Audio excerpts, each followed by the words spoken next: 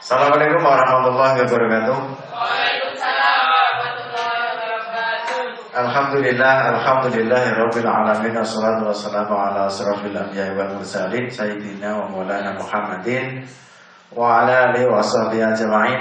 Yang kami hormati Bapak Wakil Kepala Sekolah, yang kami hormati Bapak Ibu Guru dan rekan-rekan kami, pertama-tama adalah kita panjatkan puji syukur kepada Allah Subhanahu wa taala yang mana pada kesempatan siang hari ini kita masih diberikan kesehatan, kenikmatan sehingga kita masih dapat melaksanakan aktivitas, khususnya dapat menghadiri kegiatan yaitu diseminasi modul tentang budaya positif dengan keadaan sehat walafiat. Salawat serta salam tak lupa selalu kita aturkan kepada junjungan kita Nabi Muhammad SAW, yang mana kita nantikan syafaatnya di yaumul akhir nanti. Bapak Ibu yang kami hormati, di sini saya akan membagikan tentang diseminasi di modul 1.4 terkait dengan ketugasan sebagai calon guru penggerak di angkatan 8. Terkait dengan budaya positif, yaitu nanti kita akan menjelaskan penerapan budaya positif yang dapat membantu siswa belajar aman dan nyaman. Ada beberapa hal yang Bapak Ibu nanti bisa kita kombinasikan dan perlu kita diskusikan juga, bahwa terkadang kita sudah melaksanakan beberapa kegiatan khususnya untuk mendisiplinkan anak terkait dengan budaya positif, khususnya apa yang ada di sekolah ini. Tapi tentu saja terkait dengan nanti ada beberapa paparan, kita dapat membandingkan apakah selama ini kita dalam membentuk karakter budaya positif di sekolah ini apakah sudah sesuai dengan kaidah-kaidah yang ada. Artinya nanti kita akan bahas satu persatu. Di sini nanti kita akan membicarakan terkait dengan disiplin positif, kemudian beberapa perilaku manusia, kemudian segitiga restitusi, dan bagaimana tentang kita meyakini sebuah keyakinan kelas. Oke.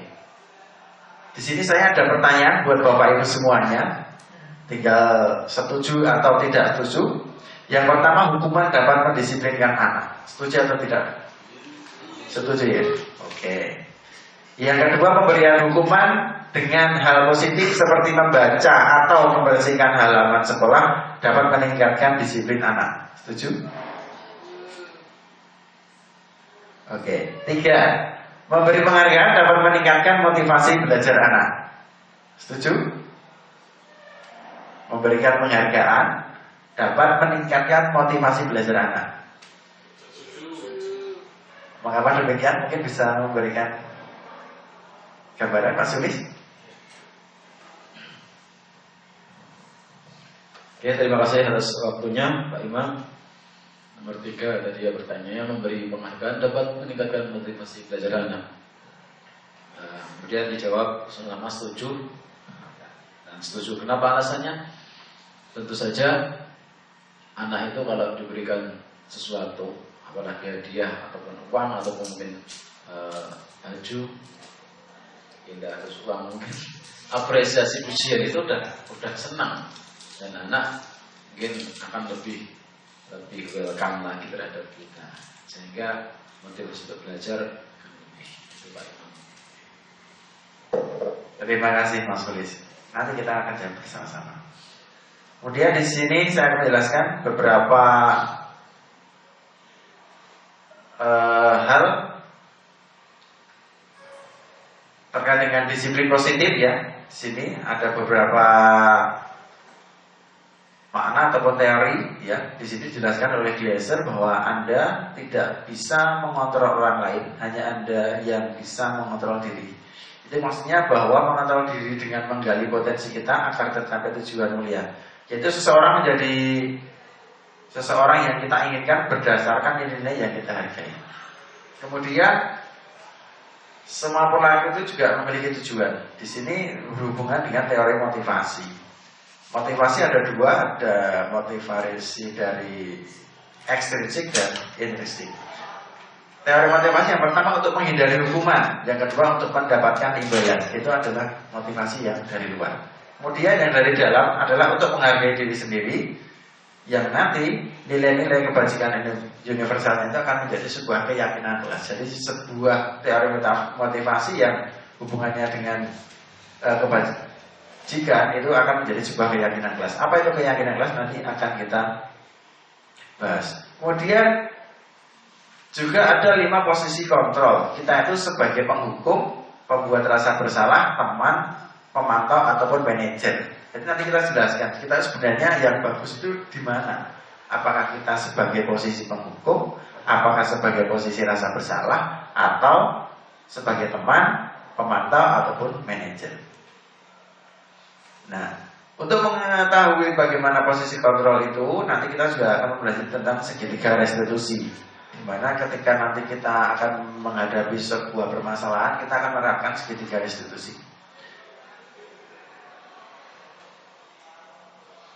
Nah, disiplin itu adalah mempunyai makna belajar. Ya, disiplin diri membuat orang menggali potensi menuju sebuah tujuan. Namun dalam budaya kita, makna kata disiplin telah berubah menjadi sesuatu yang dilakukan seseorang pada orang lain untuk mendapatkan kepatuhan. Kecenderungan umum adalah menghubungkan dengan disiplin dengan ketidaknyamanan, bukan dengan apa yang kita hargai atau pencapaian suatu tujuan mulia. Setiap perilaku atau perbuatan memiliki suatu tujuan. Kemudian dengan nilai-nilai kebajikan ingin mencapai oleh setiap anak Indonesia, kita dengan profil pelajar Pancasila. Itu ada berapa dimensi, Pak? Ada berapa profil pelajar Pancasila? Ada 6. Yang pertama beriman bertakwa kepada Tuhan Yang Maha Esa, mandiri, berdarah rilis, berkebinekaan global, bergotong royong dan kreatif. Ini yang sudah kita. Secara konsep, teori motivasi yang eksternal untuk menghindari ketidaknyamanan hukuman. Apa yang akan terjadi bila saya tidak melakukan? Itu adalah sebuah yang bisa membuat anak itu tidak nyaman. Kemudian untuk mendapatkan imbalan dari orang lain institusi, apa yang akan saya dapatkan apabila saya melakukannya? Itu adalah sebuah motivasi eksternal. Nah, sedangkan untuk motivasi internal adalah saya akan menjadi orang yang seperti apa bila saya melakukannya. Jadi akan menjadi tertanam dalam sebuah diri anak.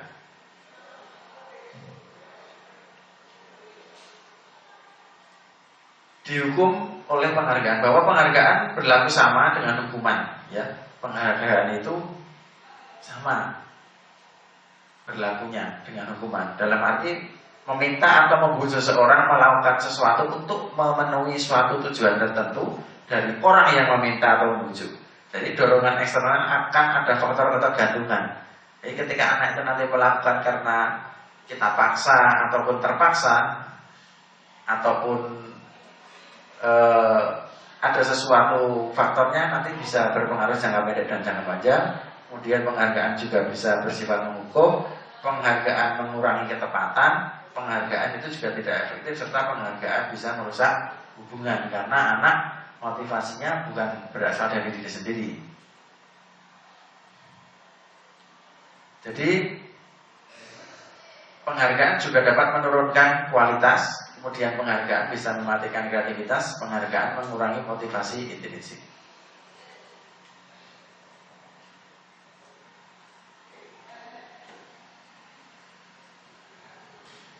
Nah, sekarang ini ada pertanyaan Bapak Ibu. Tindakan guru mencatat 100 kali di dalam buku kalimat. Saya tidak akan terlambat lagi karena terlambat. Ini hukuman atau konsekuensi? Hukuman ya. Oke, jawabannya nanti kita lihat. Lari mengelilingi lapangan basket 2 kali karena terlambat dari di sekolah. Ini kadang ini kita lakukan ini.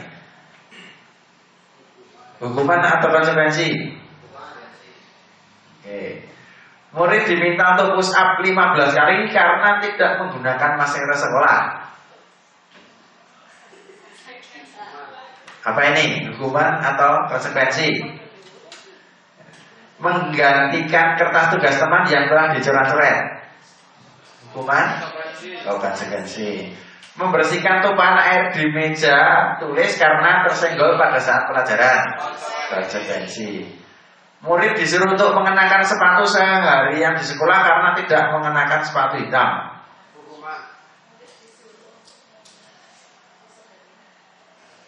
Lari mengelilingi lapangan basket 2 kali karena terlambat 10 menit untuk pelajaran PJOK. Oke, kita lihat. Nah, ini jawabannya.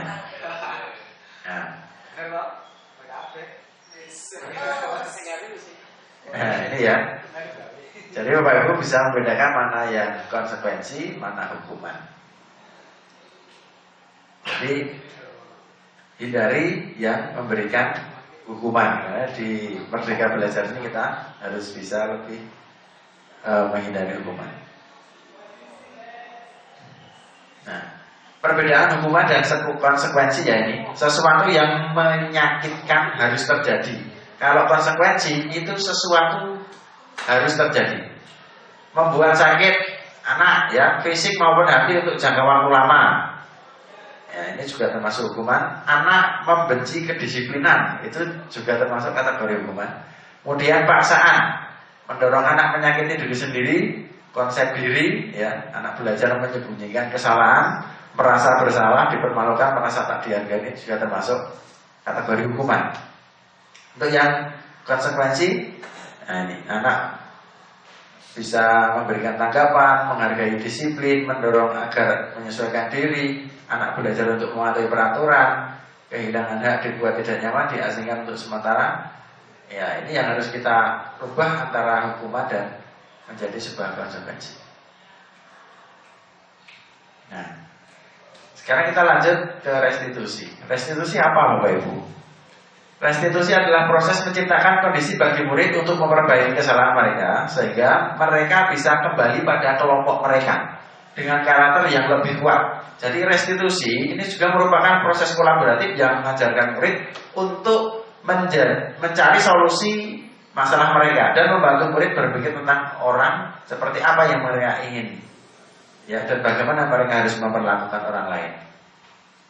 Nah, ini tadi ada 3, hukuman, konsekuensi, dan restitusi. Artinya kita harus bisa merubah yang dulunya hukuman, konsekuensi akan menjadi sebuah restitusi. Karena hukuman itu akan bersifat negatif dan konsekuensi masih di tengah-tengah. Kemudian kalau restitusi akan menjadikan anak itu berubah ke hal yang positif.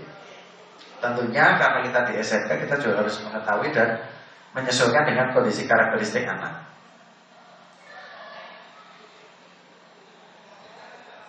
Nah, 9 ciri-ciri restitusi.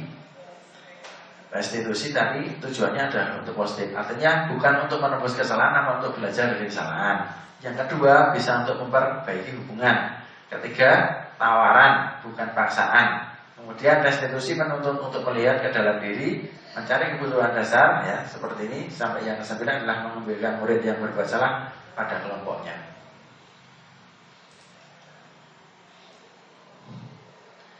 Nah, ini keyakinan kelas. Mengapa tidak peraturan saja? Mengapa harus keyakinan kelas? Mengapa kita memiliki peraturan harus menggunakan helm mengendarai kendaraan dua? Supaya apa, Mas? Ini tentang keselamatan. Kemudian mengapa memiliki peraturan 3M?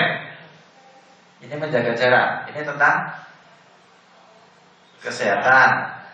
Mengapa kita memiliki peraturan harus datang tepat waktu? Ini tentang kedisiplinan. Ya. Nah, untuk mendukung motivasi intrinsik itu, kembali ke nilai-nilai keyakinan lebih menggerakkan seorang dibanding mengerti serangkaian peraturan. Nah, di sini bagaimana kita akan melakukan budaya positif, peraturan kelas, kemudian keyakinan kelas. Jadi Bapak Ibu ada beberapa cara untuk membuat sebuah keyakinan kelas. Khususnya ini Bapak Ibu wali kelas yang mempunyai anak-anak, di kelas Bapak Ibu sudah bisa menuliskan keyakinan kelas.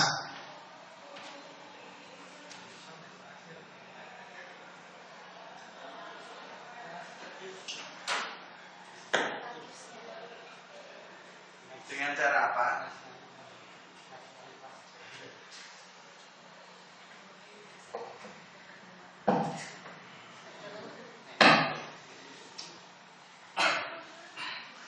Dengan cara apa Bapak Ibu tolong mungkin bisa mencoba. Anak diberikan sticky note. Artinya kita seperti membuat sebuah kontrak belajar. Mungkin Bapak Ibu sudah menentukan, tapi biasanya bilisan. Tidak ini ya. Tapi dalam menentukan keyakinan kelas ini silakan bisa mengakomodir apa yang menjadi kesenangan anak dengan menunjukkan beberapa kalimat positif. Misalkan apa yang menjadi tugas seorang anak, enggak? Bapak Ibu harus bisa memancing di situ. Kemudian ditempel atau nanti bisa dibingkai, dibuat sebuah. Artinya biar anak itu tahu ini keyakinan kelas di kelas Bapak Ibu, dan mungkin bisa diterapkan ke kelas yang lain juga.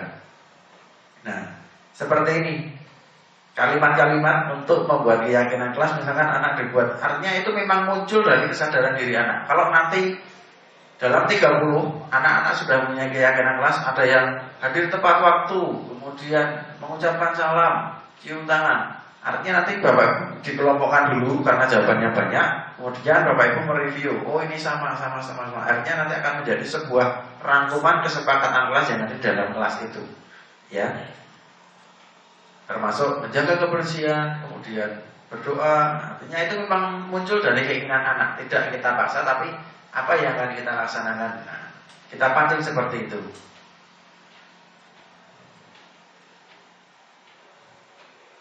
Nah, kegiatan pendalaman keyakinan kelas itu juga bisa tampak seperti datang tepat waktu, menyapa teman, kemudian mengembalikan barang teman yang telah dipinjam. Karena kadang anak itu kalau meminjam mengembalikannya lama. Kemudian ketika berbicara juga anak-anak juga terkadang sama temannya, sama guru harus diatur. Nanti bisa dimunculkan di dalam suatu keyakinan kelas. Nah, ini adalah bentuk-bentuk keyakinan kelas, baik untuk membuat ini karakter ini Bapak Ibu. Selalu kembalikan buku ke tempatnya, dilarang mengganggu orang lain, menghormati orang lain, hadir. Ya, seperti ini adalah sebuah keyakinan kelas yang bisa dimunculkan. Tapi Bapak Ibu jangan langsung memberikan clue, biar itu nanti muncul dari diri anak sendiri. Nah, ini sekarang kita akan belajar tentang 5 posisi kontrol Bapak Ibu. Penghukum, pembuat rasa bersalah, menjadi teman, pemantau, dan manajer. Bapak Ibu terkadang kalau berbicara kepada anak masih ada beberapa kalimat yang sifatnya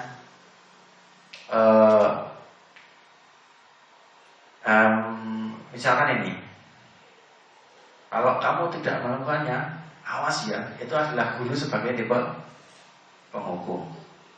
Dampaknya apa Bapak Ibu? Anaknya akan memberontak, menyalahkan orang lain dan selalu berbohong.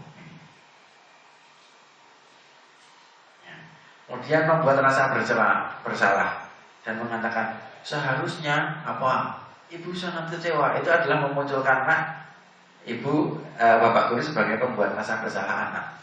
Sudah ada masalah tapi masih ada kalimat seperti ini, kamu seharusnya sudah tahu ibu lelah sekali mendengarnya.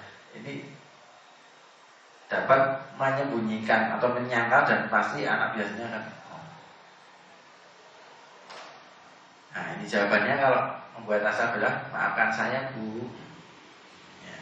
Kemudian sebagai teman, ayolah lakukan demi ibu, masa kamu tidak mau toh? Nah itu kita sebagai teman, ayolah, ayo toh demi. Nah kita guru bisa memposisikan sebagai ini,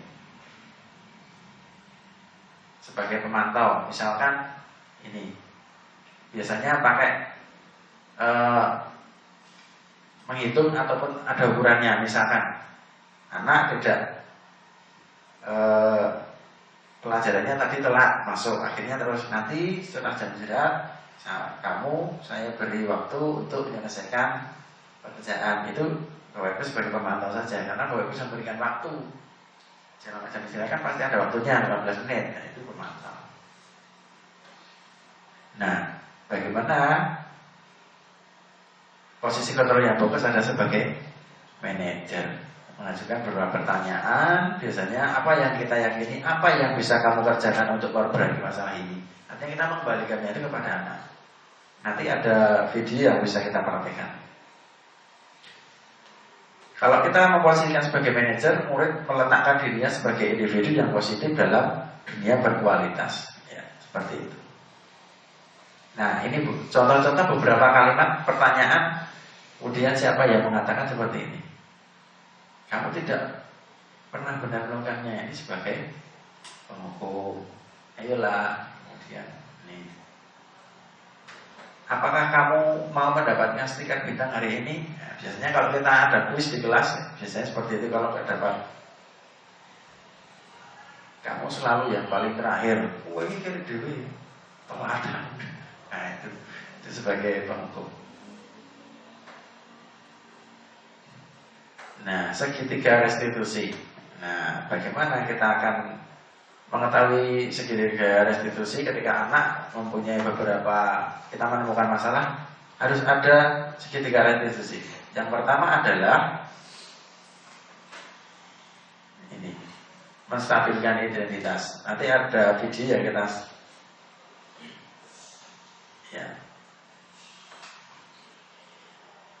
Menstabilkan identitas itu adalah untuk membuat anak yang merasa gagal karena berbuat salah menjadi positif terhadap dirinya. Biasanya guru berkata ini, kalau kamu menyalahkan diri sendiri terus menerus, apakah kamu bersikap baik pada diri sendiri? Ini juga termasuk menstabilkan identitas.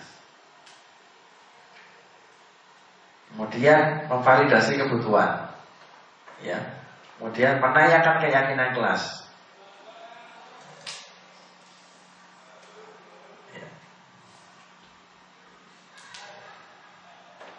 Kita lihat Bapak Ibu sedikit ada contoh bagaimana penerapan di segitiga restitusi.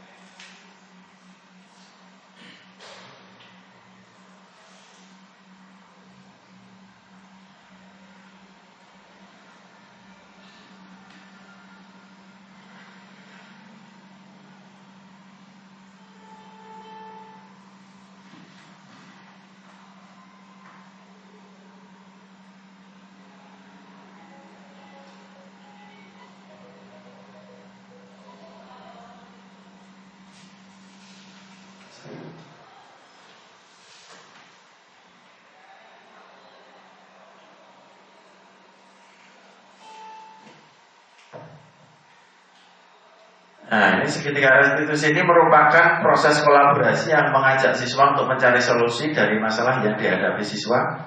Diajak berpikir, ya, seperti yang saya sampaikan tadi, apa yang mereka ingat dan bagaimana mereka harus memperlakukan orang lain.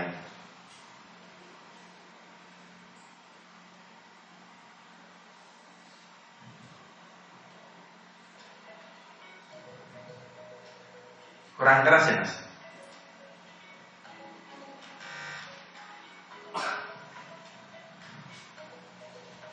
Di sini saya mempunyai 2 kasus.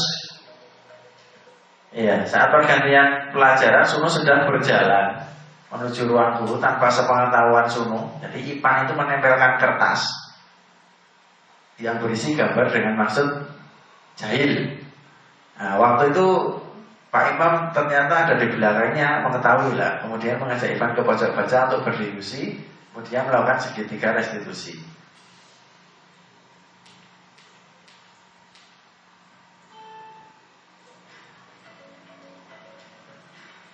Coba saya keraskan lebih.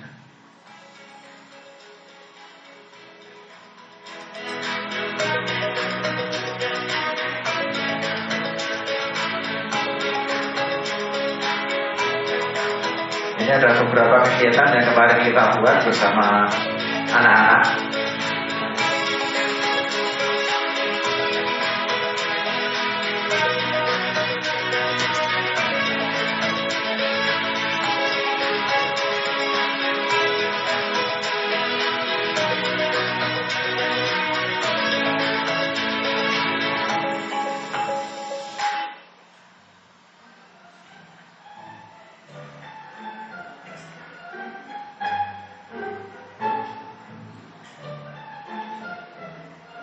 Anak-anak kalau seperti kan luas ya. Mas Ipan ya. Ya Pak. Saya mau tanya nih Mas, perbuatan apa yang kamu lakukan tadi di depan ruang perpustakaan Mas? Tadi saya ambil minuman saya Pak. Jadi menurut kamu perbuatan yang kamu lakukan itu benar apa salah? Ya Pak, itu salah. Oh, setiap orang itu kan pasti melakukan kesalahan ya, karena tidak ada manusia yang sempurna di dunia ini. Ya, coba sekarang ceritakan pada saya apa alasan kamu tadi. Saya tadi niatnya cuma SID Pak, karena itu lucu. Oh gitu ya. Ya. Kita kan sudah membuat keyakinan kelas kita Mas. Ya, keyakinan kelas apa tuh yang telah kita sepakati? Tidak perlu memberi minuman. Oke, kalau kamu meyakininya, apakah Mas Ipan bersedia untuk perbaikannya? Siap bersedia Pak. Nah, lalu apa yang akan kamu lakukan terhadap Mas Sulu tadi? Saya akan menemui Mas Sulu. Nah, ide dan inisiatif dari anak. Baik, terima kasih ya Mas Ipan. Nanti silakan segera menemui Mas Sulu, lalu meminta maaf ya. Saya harap nanti tidak diulangi lagi ya perbuatannya seperti itu. Nah, baik. Ya, silakan lanjutkan ke pelajaran. Terima kasih. Itu tadi saya minta maaf ya, tadi sangat jadi malu. Ya bapak Pan juga nggak maafin. Jadi kita kenal lama. Itu ya. Yang kasus kedua ini ada anak membuang sampah sembarangan. Namanya adalah Angga. Biasanya anak itu kalau nggak ada yang lihat buang sampah. Nah.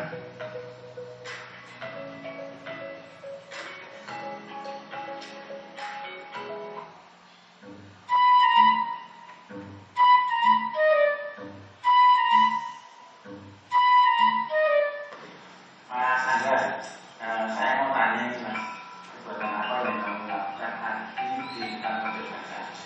Tadi sama sembarangan Pak.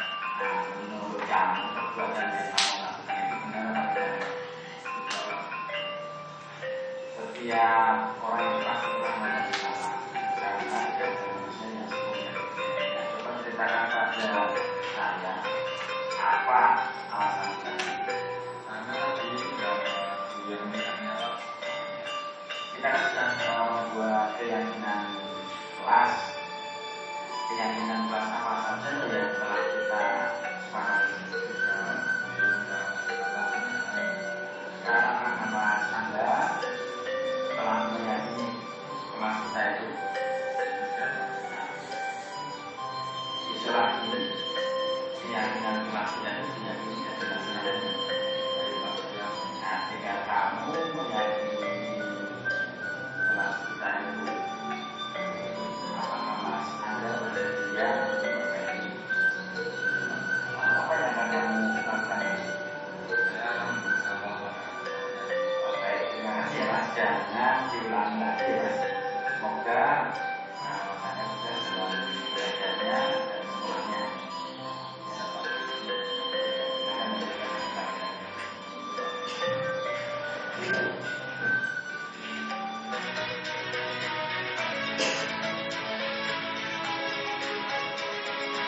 seterusnya. Ini harapan ada perubahan positif ya.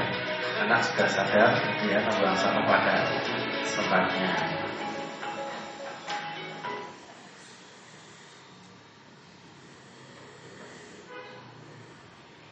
Ya, baik Bapak Ibu, terkait dengan apa yang sudah saya sampaikan, mungkin ada hal yang ingin ditanyakan terkait dengan bagaimana kita membuat sebuah budaya positif di sekolah. Tentunya ini harus mengetahui beberapa karakter anak didik kita ya, karena nanti kita ketika menerapkan segitiga restitusi itu juga akan melihat sebuah kasusnya seperti apa dan bagaimana cara melakukan ataupun tindakan apa yang harus kita laksanakan.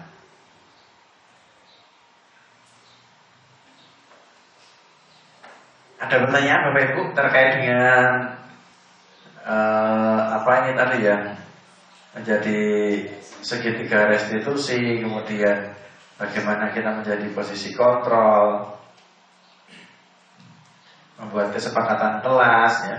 Saya harap nanti Bapak Ibu bisa membuat kesepakatan kelas bisa diterapkan di kelas Bapak Ibu masing-masing, sehingga nanti kalau saya punya gambaran setiap kelas ataupun wali kelas itu mempunyai keyakinan kelas terhadap kelasnya itu, jika kita satukan 36 kelas itu nanti akan menjadi suatu keyakinan kelas yang luar biasa, sehingga anak akan sadar apa yang nanti akan diyakini selama belajar di sekolah ini.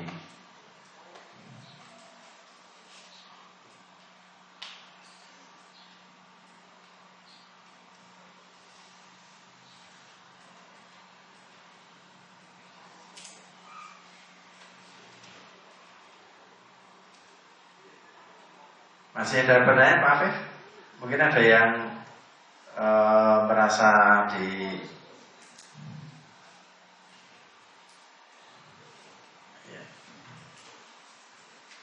ya, jadi kita tadi sudah belajar tentang disiplin positif, bagaimana kita menerapkan sebuah disiplin positif. Jadi mudah-mudahan nanti apa yang sudah saya sampaikan seperti ini Bapak Ibu bisa menerapkan, kita bersama-sama untuk menjadikan anak didik kita menjadi anak yang punya disiplin positif, khususnya nanti sesuai dengan harapan di profil pelajar Pancasila. Kalau tidak ada Bapak Ibu, demikian apa yang sudah saya sampaikan. Ada kurang lebihnya mohon maaf. Jika nanti Bapak Ibu masih ada beberapa hal yang bisa didiskusikan, mari kita nanti bisa berkolaborasi untuk memajukan khususnya sekolah ini dan membawa anak-anak kita selalu membawa budaya yang positif dari sekolah ini. Ada kurang lebihnya mohon maaf. Saya akhiri. Assalamualaikum warahmatullahi wabarakatuh.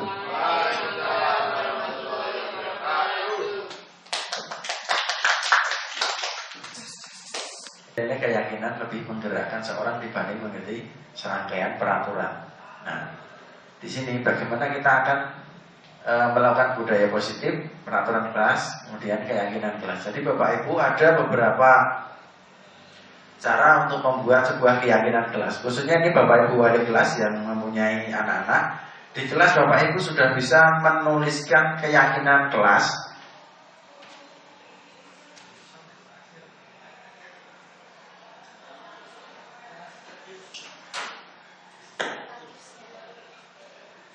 Dengan cara apa?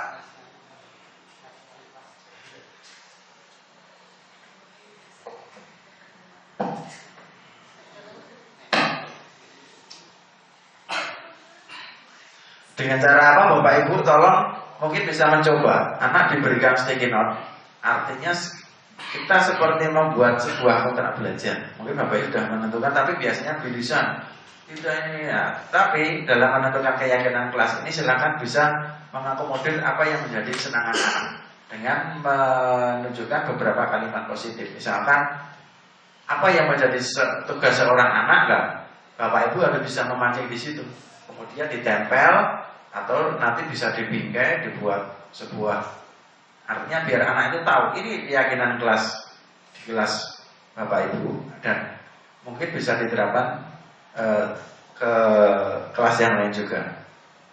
Nah, seperti ini kalimat-kalimat untuk membuat keyakinan kelas, misalkan anak dibuat, artinya itu memang muncul dari kesadaran diri anak. Kalau nanti dalam 30 anak-anak sudah punya keyakinan kelas, ada yang hadir tepat waktu, kemudian mengucapkan salam, cium tangan, artinya nanti Bapak Ibu dikelompokkan dulu karena jawabannya banyak, kemudian Bapak Ibu mereview, oh ini sama. Akhirnya nanti akan menjadi sebuah rangkuman kesepakatan kelas yang ada di dalam kelas itu, ya. Termasuk menjaga kebersihan, kemudian berdoa. Artinya itu memang muncul dari keinginan anak, tidak kita paksa, tapi apa yang akan kita laksanakan. Nah, kita pancing seperti itu.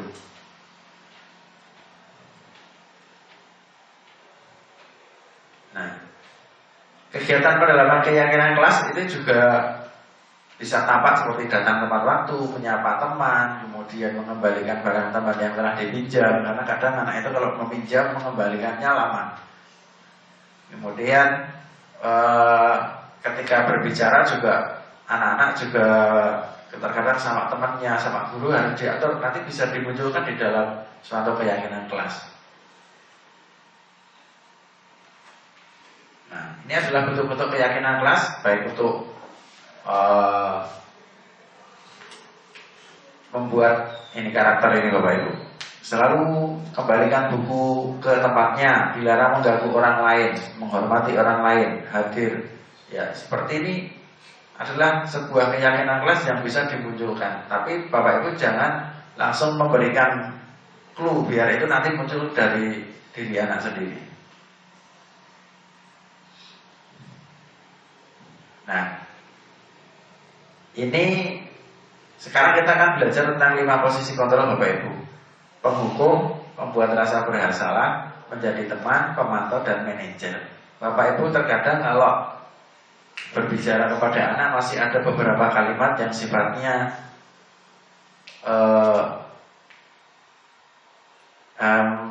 misalkan ini, kalau kamu tidak melakukannya, awas ya, itu adalah guru sebagai tipe penghukum.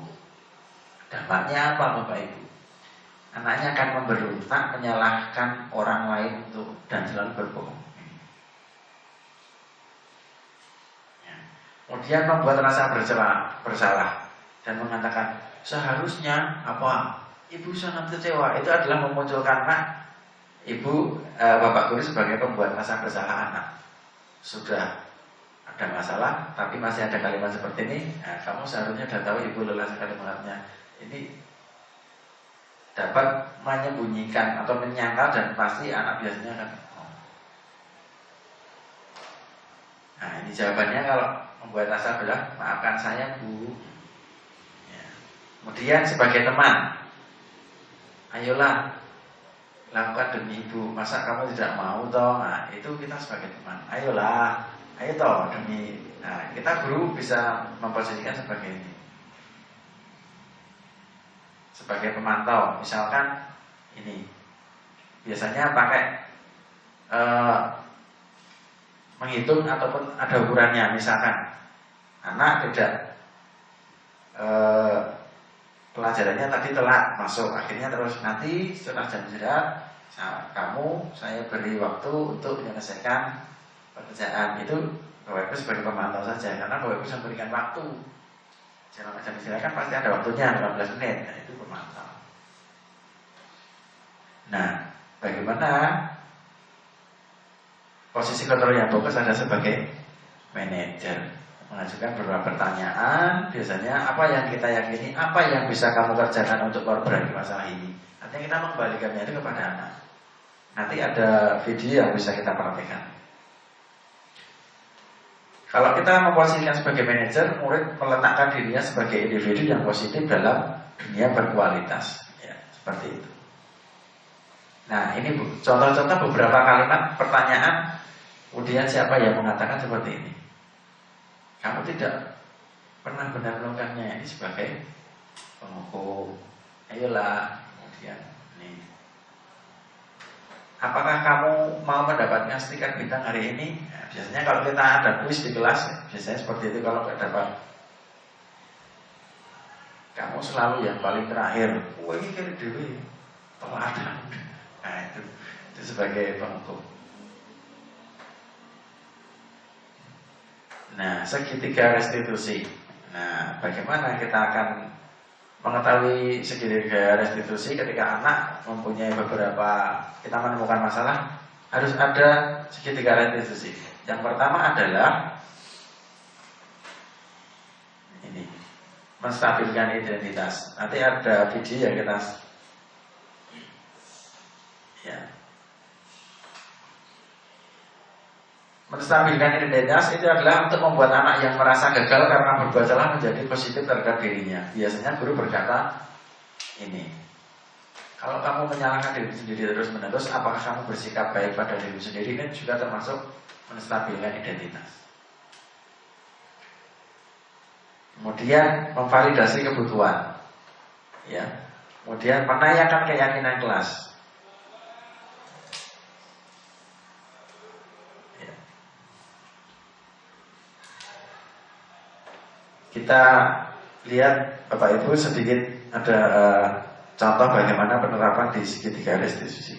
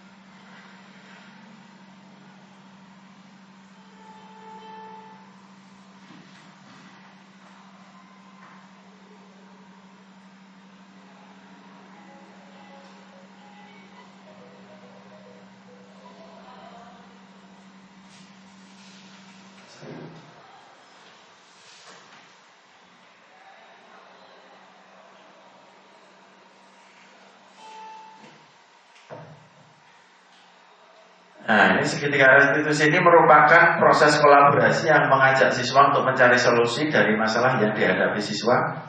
Diajak berpikir ya, seperti yang saya sampaikan tadi, apa yang mereka ingat dan bagaimana mereka harus memperlakukan orang lain.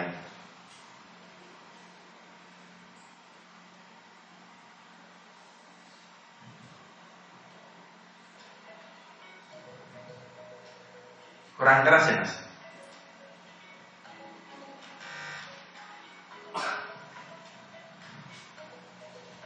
Di sini saya mempunyai dua kasus.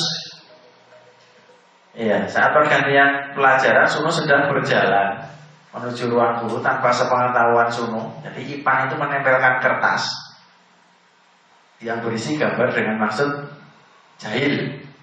Nah, waktu itu Pak Imam ternyata ada di belakangnya, mengetahui lah. Kemudian mengajak Ipan ke pojok baca untuk berdiskusi, kemudian melakukan segitiga restitusi.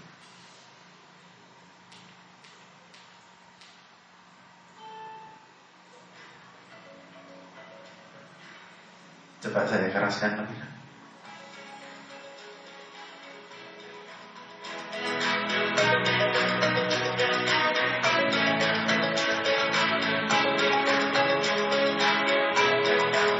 Ini ada beberapa kegiatan yang kemarin kita buat bersama anak-anak.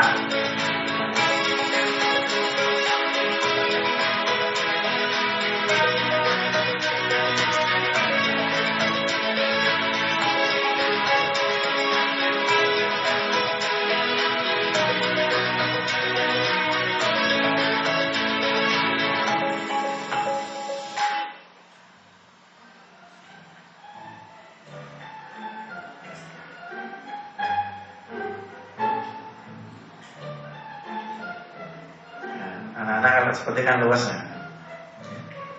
Mas Ipan ya. Ya Pak. Saya mau tanya nih Mas, perbuatan apa yang kamu lakukan tadi di depan ruang perpustakaan Mas?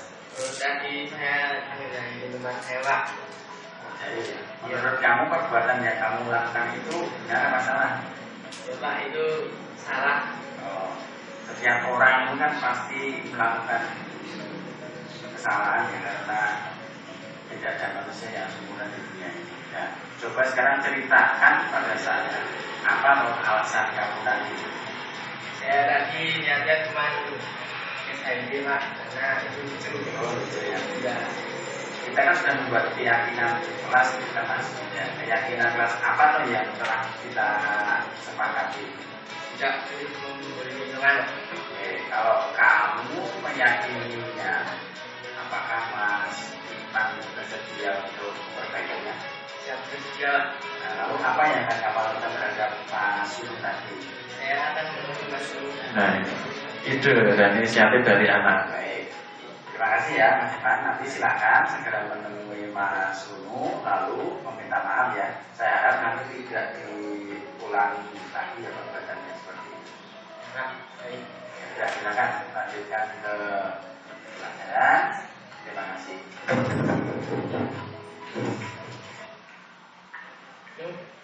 Tadi saya mendapat ya education dari kami. Bapak-bapak Pan juga nggak maafin. Ini kita kenal lama. Itu ya. Yang kasus kedua ini ada anak mau buang sampah sembarangan. Namanya adalah Angga. Biasanya anak itu kalau nggak ada yang lihat buang sampah. Nah.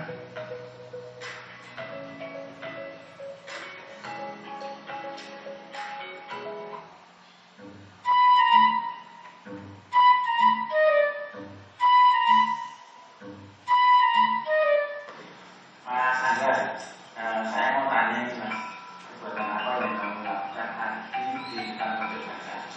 Tadi buang sampah sembarangan. Nah, menurut kamu perbuatan yang kamu lakukan itu benar apa tidak? Setiap orang itu pasti pernah melakukan salah, karena tidak ada manusia yang sempurna. Ya, coba ceritakan pada saya apa alasan tadi. Karena tadi sudah yang misalnya Kita kan sudah membuat keyakinan kelas apa saja yang telah kita sepakati. Sekarang Mas Anda telah meyakini kelas kita itu bisa lagi keyakinan kelas kita itu diyakini adalah sebenarnya. Nah, tinggal kamu meyakini kelas kita itu apakah Mas Anda bersedia untuk berbagi? Apa yang akan kamu lakukan? saya akan bersama Oke, terima kasih ya Mas. Jangan diulangi lagi ya Mas. Semoga Mas Anda bisa dalam belajarnya dan sekolahnya. Akan menjadikan pelajaran.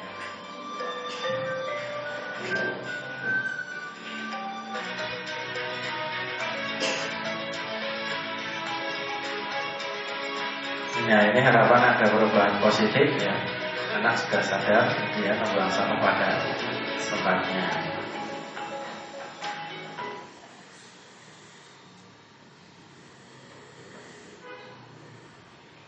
Ya, baik Bapak Ibu, terkait dengan apa yang sudah saya sampaikan, mungkin ada hal yang ingin ditanyakan terkait dengan bagaimana kita membuat sebuah budaya positif di sekolah. Tentunya ini harus mengetahui beberapa karakter anak didik kita ya, karena nanti kita ketika menerapkan segitiga restitusi itu juga akan melihat sebuah kasusnya seperti apa dan bagaimana cara melakukan ataupun tindakan apa yang harus kita laksanakan.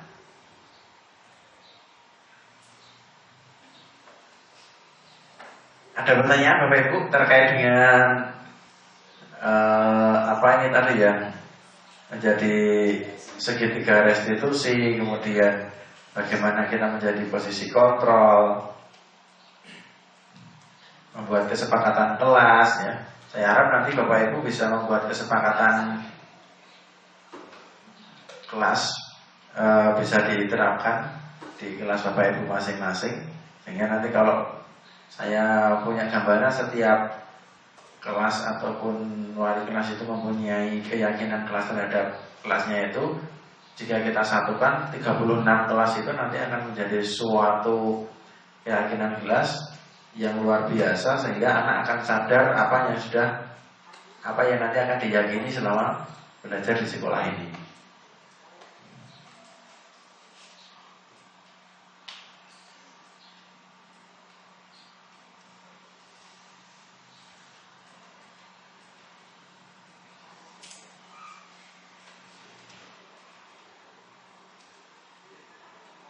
Masih ada pertanyaan Pak Afif?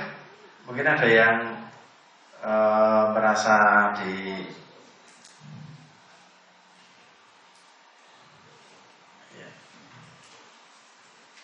ya, jadi kita tadi sudah belajar tentang disiplin positif, bagaimana kita menerapkan sebuah disiplin positif. Jadi mudah-mudahan nanti apa yang sudah saya sampaikan seperti ini Bapak Ibu bisa menerapkan, kita bersama-sama untuk menjadikan anak didik kita menjadi anak yang punya disiplin positif, khususnya nanti sesuai dengan harapan di profil pelajar Pancasila. Kalau tidak ada Bapak Ibu, demikian apa yang sudah saya sampaikan. Ada kurang lebihnya mohon maaf. Jika nanti Bapak Ibu masih ada beberapa hal yang bisa didiskusikan, mari kita nanti bisa berkolaborasi untuk memajukan khususnya sekolah ini dan membawa anak-anak kita selalu membawa budaya yang positif dari sekolah ini. Ada kurang lebihnya mohon maaf. Saya akhiri. Assalamualaikum warahmatullahi wabarakatuh.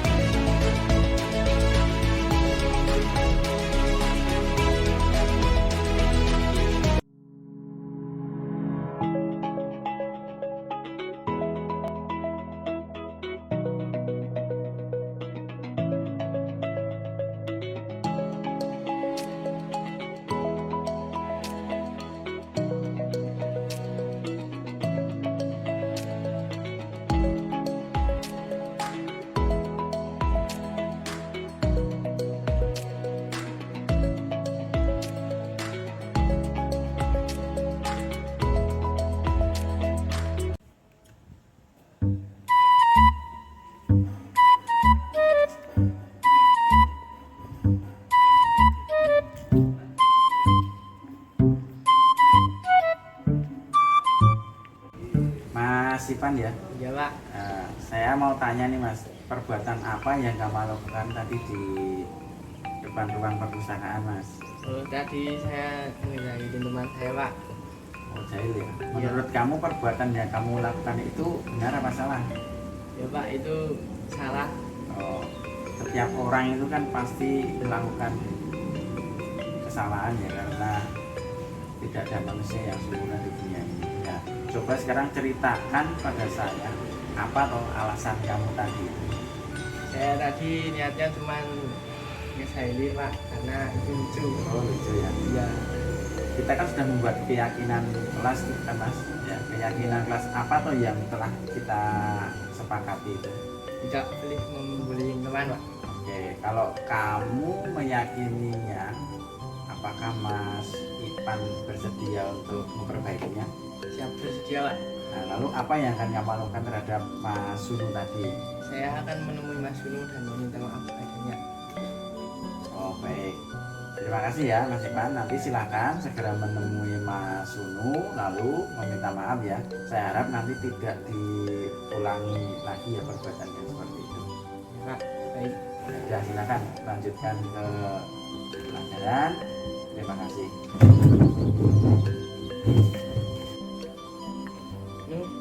Tadi saya minta maaf ya, tadi udah ngejailin kamu. Gak apa-apa kok Pan, sudah tak maafin. Kan kita teman lama.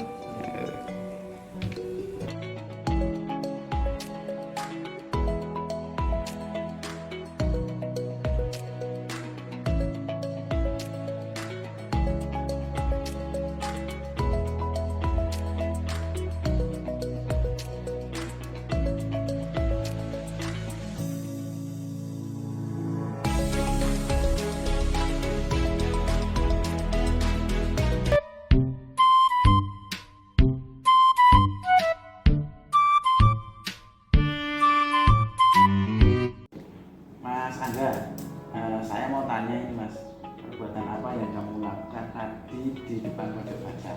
Saya tadi membuang sampah sembarangan Pak. Nah, menurut kamu perbuatan yang kamu lakukan itu benar apa tidak Mas? Tidak Pak. Setiap orang itu pasti pernah melakukan kesalahan, karena tidak ada manusia yang sempurna di dunia ini. Nah, coba ceritakan pada saya apa alasanmu tadi itu. Karena tadi tidak ada guru yang melihatnya Pak. Kita kan sudah membuat keyakinan kelas. Keyakinan kelas apa saja tuh yang telah kita sepakati? Sekarang apakah Mas Angga telah meyakini kelas kita itu? Itu lagi keyakinan kelas kita itu diyakini dan dilaksanakan ya. Nah, jika kamu meyakini kelas kita itu, apakah Mas Angga bersedia untuk berbagi? Kamu apa yang akan kamu lakukan? Saya akan membuang sampah sembarangan. Baik, terima kasih ya Mas. Jangan diulangi lagi ya Mas. Semoga Mas Angga sukses dalam belajarnya dan sekolahnya. Siap Pak. Silakan lanjutkan pelajarannya.